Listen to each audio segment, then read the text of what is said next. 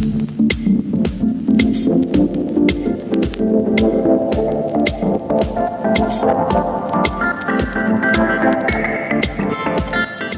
som začal v Remaxe 4,5 roka dozadu, 2020, v septembri to bolo, čiže teraz som tu 5. rok. A prečo? Lebo som vždy chcel. A obratovo ja som narastol, ale ten 23., ako je Martin vravel, bol slabý rok, takže ja som vlastne klesol z 22 do 23 na 25 asi tisíc, dobre? 22. Dokonca? Máme tady 22. No a vlaňajší rok to vystrelilo na 75. Ja neviem, ja nad tým stále rozmýšľam, neviem či to je. Ja to hovorím tak, že ja som sa snažil hacknúť Einsteina, že v podstate ako to jeho príslovie, že nemôžeš robiť stále to isté a čakať iné výsledky. Ja som naopak robil to isté. Ja som robil svoj marketing, investoval som do kampaní, do Facebooku. Napriek tomu, že neboli výsledky, stále sa tam tlačil tie peniaze. A to sa otočilo potom vo väčších náboroch koncom roka a vlastne ja som 24 boli vlastne nábory z 23. Asi tak. Začalo sa to otáčať postupne, ako bolo to frustrujúce, nič sa nedialo, alebo teda veľmi málo sa dialo, ale časom sa to začalo otáčať, prišli nábory, bolo viacej náborov a ja som aj také sebavedomie mi stúpalo, že ja som si automaticky pýtal 5% na náboroch, nerobil som nejaké kompromisy. A preberal som veľa nehnuteľností po iných neúspešných makléroch. To ma najviac bavilo inak, by the way, keď to niekto nevedel predať a ja som to zobral do ponuky a podarilo sa to predať. A jednak vedeli sme sa dohodnúť, cenu sme vedeli zreálniť, ja som mal vyššiu províziu proti predchádzajúcemu maklérovi a predal som to ja namiesto neho. Takže držíš strategii 5%, jako snažíš se držet, takže znamená to, že nabíráš trochu méně nemovitostí, ale dokážeš na nich dělat víc? Snažím sa to tak robiť, áno. Radšej idem na kvalitu ako na kvantitu, hej. Jak si udržuješ mindset pozitivní, že do toho pořád jako jdeš, šlapeš? Tak ja mám veľkú podporu aj v rodine a v podstate to mi veľmi pomáha.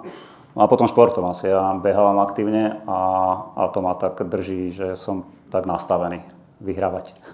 A tým vlastne idem aj na tie, ja neviem, náborové stretnutie, ja už to mám v hlave, však prečo by som to nemal získať, tú zákazku. Člověk, který je zvyklý vyhrávat, ale má to v té zdravé podobě, tak si myslím, že jako zvyklý na to, že bez těch proher nejdou ty vítězství, že jo? Je to v tom, že jako víš, že součást toho obchodu je prostě ten neúspěch, že ten tam musí být, aby přišel pak ten úspěch? Určite. Jak to snášíš, že to neúspěch, když víš, že to nedoronilo? Ja si poviem, že ja som neprehral, prehrali oni. OK, dobře. Nevedia, alebo keď ma niekto odmietne kvôli výške provízie alebo kvôli niečomu, ja si poviem, ako nevedia si ma dovoliť. A možno, že o pol roka, keď to nepredajú, tak si ma budú vedieť dovoliť. Neviem.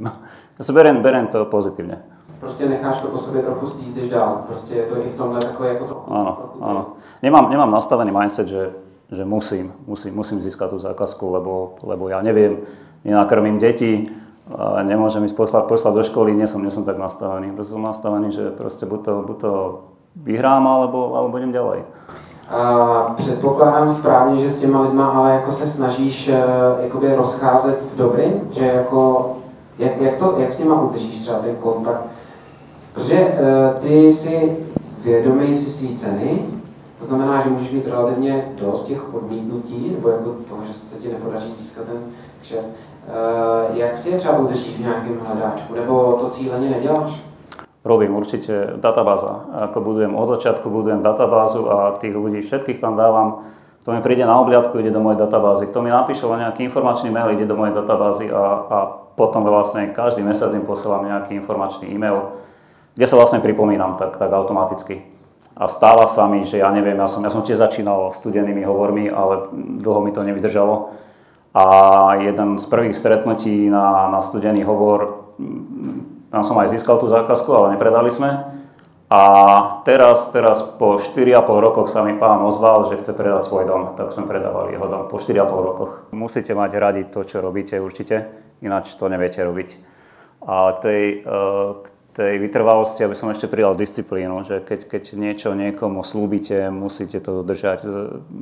Poviete niekomu, zavolám vám zajtra, zavolajte mu zajtra. Lebo tam sa budujete ten vzťah, že nedá sa bez toho fungovať, je to vzťahový biznis. Ja sa to snažím tiež spĺňať, keď niekedy sa mi to nedarí, že keď niekomu slúbim poslať nejakú ponuku, snažím sa aj, ja neviem, v piatok večer o 9:30 to posielať. Takže tá disciplína ešte to by som pridal.